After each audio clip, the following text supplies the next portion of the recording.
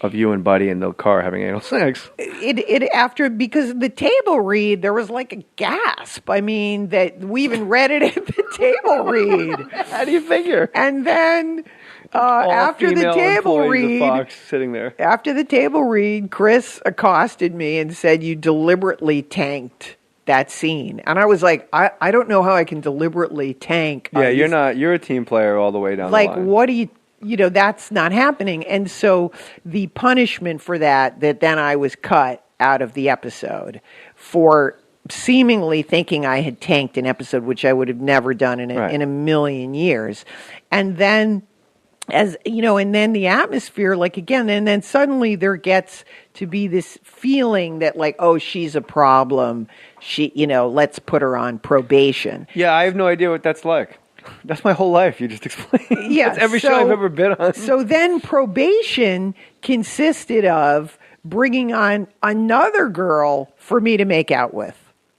Yeah, and then she became sort of, and I agree with you, the show hummed along when you were my voice of reason. Yes. I would say, I'm going to go there and kick their face in and get my money back. And then you would sit me down and go, here. And you'd and it'd be tender and nice. Like you'd, stroke my cheek, massage. Nothing sexual. Like we were really like partners in this business and lovers and friends. And you would give me a neck massage and go, here's the thing. If you hit the guy in the face, this is going to happen. And, and then we'd have banter and jokes. And then they brought in another girl who I forget who it was. I think it was the girl you made out with. They gave her a promotion. Oh, you could slide into this slot. Well, that's what they did. To sort of, oh, we're going to bring in someone and she looks just like you and she'll have sex. She'll have no problem having sex with Buddy Hackett and making out with women. For all you actresses out there listening, if you want to get ahead in this business, you got to have anal sex with Buddy Hackett in a car. And if he's dead, just find somebody else named Buddy or somebody else named Sandy Hackett's around. Drive to Vegas. So that was, that was not the show I signed up for. And then that's what, at the time, you and I talked about it. I was just, I was really, really hurt because the show that I wanted to do was working with you and with Buddy and doing great stories. And the show suddenly started to become, lunch hour writers, auditioning people that really maybe were prostitutes. A lot of crazy things went on. It did seem to get a little full of shenanigans. I remember there was an entire episode where we had to cast breasts. Yes. And Rafkin, and I want to talk to you about Jared Paul, who I would have bet money. I would have bet my house that Jared Paul was going to be the next Gene Wilder. He was so damn funny on that show, the writer. Yes. We had that scene where I just make him drink with me, and I stab his hand with a cocktail fork, and we mix blood, and he asked me if I use condoms, and I'm just drunk. I go, no. Yeah. And by the way, you play one of the best drunks I've ever seen in my life. Oh, thank you. I don't know how to play drunk at all, so I wind up just doing a Chris Penn impression. So, Illeana, anytime I gotta act drunk, I just talk like Chris Penn, and people assume that I'm drunk because I'm talking. I don't care how mad you are at me. That's not half as mad as Corey's going to be at all of us. But you, Cape Fear, for example, that was an alarmingly great drunk. I worked hard on that. And then I bet you didn't complain to Marty Scorsese. Well, this is great. I'm getting raped by Robert De Niro. I think you're an anti-Semite. You didn't like Buddy Hackett, right? You didn't want to have sex with Buddy Hackett because he's a Jew. And De Niro being an old, good old Catholic guy. That's true. Like your husband at the time, or your boyfriend at the time. Yes. You had no problem. No, that was that was a very, it was very serious role. It sure was. Maybe it was different. Maybe, Of course it was different. Don't give any weight to the stupid things that I say. So I remember we were casting breasts, and they had a porn star, one, it wasn't like we're just going to bring in all porn stars because they'll just stand here with their shirts off. It was women that wanted, thought they were acting. And not one or two. I mean, it was about a dozen. Suddenly on the lot, you were that's at that same period that, I was asked. I was doing a scene I remember, almost. I was in the scene. I was supposed to be making you dinner, and in the scene, I was asked by one of the head writers to try to make it seem like I was jerking off the pepper mill, which I don't even understand what that means. And why? I mean, that would make you an insane former prostitute, that like you don't can't even know. be around something phallic. Like you can't go to Chicago because you wrap your legs around the Sears Tower. Like you just anything phallic, you just instinctively just start stroking it. It's just so stupid of an idea. I don't. Yeah, Or brilliant. I don't know. We never tried it. There just was like a lot of, and then I've seen you hold this Pepsi product, this Diet Mountain Dew. You have not stroked it once. It's not. Maybe it's just. Maybe it's you. We'll never know if it's funny. you can't beat the dew, but You can't. and it was like everything was suddenly becoming like a test. Like, and if you don't do this, and that's what I was told. See all those women up there? They're dying to be on the show. They're going to do it. They want to take their clothes. They can't wait to be on the show. Why are you being so difficult? And so we were, God, just jack off Pepper. yeah, we were, and that was like a constant, that was becoming like a constant theme. Had I had to do it over again, I would have reacted in maybe a much different way. Also, I think because I was very young and you don't know and you're scared and you're trying to please everybody, and I would have figured out a better way to maybe get what I wanted. You could have come to me in hindsight. Yeah, I mean, there were all. I would have totally locked on with you and went up top and said, "What are we doing?" Like, I think I was afraid. I was afraid. It was like I was afraid. I was trying to do both, like trying to do my job as a actress and keep up my reputation of being a very serious actress, and then also sort of, please the powers that be. And I didn't realize that at the time. That the way that there's, that at the time the writers had a tremendous amount of control in that, in that environment.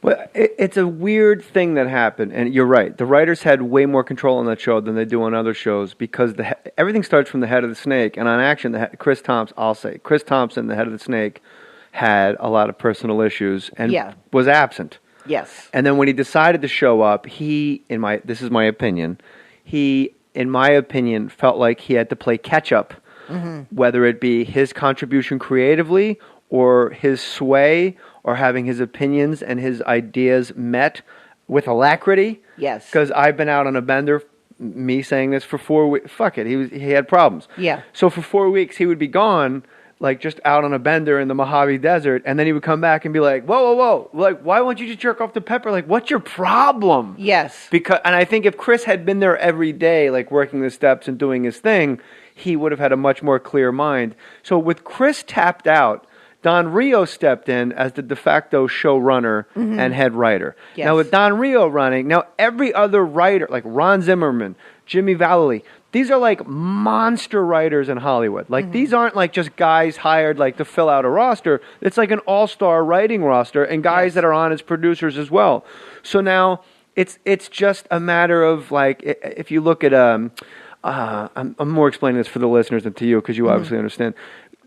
If the number one guy goes down, everyone sort of goes up a slot, but it creates this nebulous, like, well, if I was a co-producer and the head guy's out and Don Rio's running the show, but without a title as a show, so then I guess I'm where Don Rio was, which means I'm as powerful, like, then I wrote on MASH, like Don Rio. So everyone sort of had this, they had an unwritten promotion, but a way higher unwritten sense of entitlement where the writers would come down and tell you things where in real life, writers always have to go through the showrunner. Yes. But the showrunner was Don, who was just bailing water to keep the shit at shoe level, and he didn't have time for that day-to-day stuff. So it's almost like the writers saw, and again, like Vallely and Zimmerman, these are like all-star guys. So, but the other writers that were flotsam, jetsam, and maybe just lucky to be around, suddenly were like, oh, I guess if everyone's going up a notch, I'll just go and tell Illeana to masturbate Pepper. Well, it was all, I was, I was scantily dressed all the time. Everybody, in all fairness, I was in my underwear most of the show. Yeah, we were. In a suit or naked. And then I said, like, on the flip side, all these years later, if I would have to do it again, now that I'm a writer, producer myself, I would have handled the situation in a completely different way. I think that when you're young and you're starting out and I think I was just like an actor and a racehorse and just coming to work on very little sleep. Yeah. And when it says Joel Silver at the top, I think we all went in going like, this show is the funnel I have to go through to become an action star in Bill Silver movies. Yeah. That's the other side of his journey. There was, I mean, at the time, the hype on the show was unbelievable. Right. And in that diary, as you saw, it was like, there was not, for those 2 years, there was not a time where we were not doing nonstop press and talk shows. If we take some still photos, you pick which ones. Can we put pages from your diary and put them on the website? Oh, yeah, sure, Okay. sure. Yeah, But nothing illicit. Hey, these days you can get practically everything on demand, like our podcast. Listen whenever you want, when it's convenient for you. So why are you still going to the post office? Get postage on demand with Stamps.com. Buy and print official U.S. postage for any letter or package using your own computer and printer. And unlike the post office, Stamps.com never closes, so you can get postage whenever you need it, 24/7. Hi, Toots. We use Stamps.com for all kinds of letters and packages. Right now, use my last name, Mohr, for this special offer. No risk trial, plus $110 bonus offer. Includes a digital scale and up to $55 free postage. Don't wait. Go to Stamps.com before you do anything else. Click on the radio microphone at the top of the homepage and type in Mohr, M-O-H-R. That's Stamps.com. Enter Mohr. Want to make $1? That's nice. Yeah, so when you... Also, I thought the show really got along the best when you, me, Jared Paul, and Jack Plotnick, because you and Jack Plotnick written was perfect, because Jack Plotnick wanted to be like this undercutting guy, and you saw right through. Like, I think it was like you can't out cat me because I'm you were both saucy broads. Yeah, and the combination of all of us, I mean, that's the thing. I don't want it to be for people out there like, oh, what is she complaining about? She was on a TV show. The reason when we were doing amazing work, like we would do a scene and that would be so much fun and so amazing and the writing would be so great. I still, with all the problems that there were, the writing and the writers, I have so much respect for that. Yes, there was like this crazy chaotic environment. However, on the flip side, the talent and the level of the scripts was so high that I think that that's what we wanted to do, is like when we were on all cylinders and we would do a scene that was amazing, I just always wanted it to be that amazing. Yeah. It becomes something where like when somebody hands in a B+, it's almost egregious. Like, whoa. This isn't like A+. This is a B+. This isn't what we should be. We just had Salma Hayek slapping me in the face in a like we had big guests. Sandra Bullock. Oh God, she was funny. Scott Wolf. I mean, like there's so many. Wow. I mean, and again, there's so many times that again I've been in an airport and people have come up to me and quoted the show, or even I think there was some episodes like that never aired. The Ice Cube one. The Ice Cube one, which I loved. And Steve Garvey.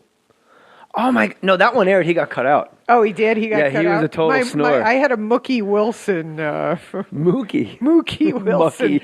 Don't muck about with that Mucky Wilson card you got. Reference. Yeah, you had a Mookie Wilson reference. They got dropped out. And then I asked Steve Garvey. Wow, this is real inside for action fans. Steve Garvey had like 4 pages. It wasn't like he just walked in and waved. No, he had a big part. And then he was going to invest in a movie, and I talked about his stats and stuff, and I go, between you and me, Steve, who had the biggest, in the history of baseball ever that you've ever seen? Because you guys shower together, and he goes, Eddie, I forget the name he said. But the guy's nickname was the Toy Cannon. Someone will look it up.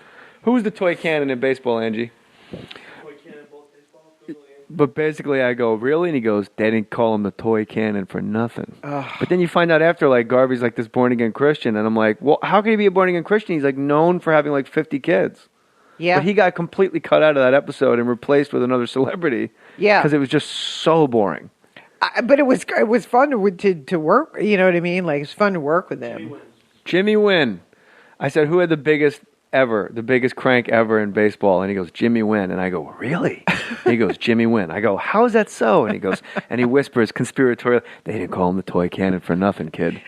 And he like winks at me and walks away. Oh my God. See, you and I had two completely different journeys on this show. Yours was, I'm playing a former child star, former prostitute. Now I'm running Dragonfire Films. And the writing is so great. And then all of a sudden it dips out. Yes. Like someone just takes the rug out. It's almost like they're sabotaging me, almost. Like they're sabotaging me and testing me to see what I can get. And I'm getting punished. My whole thing was, I have zero problem with any of the words I'm being told to say. I just can't believe it's getting canceled. I was in a state of shock. And in fact, at the time, there was the 3-episode thing with Chris. It was a complete, I think, a misunderstanding. And once we talked, I think then it was kind of like a new relationship and a new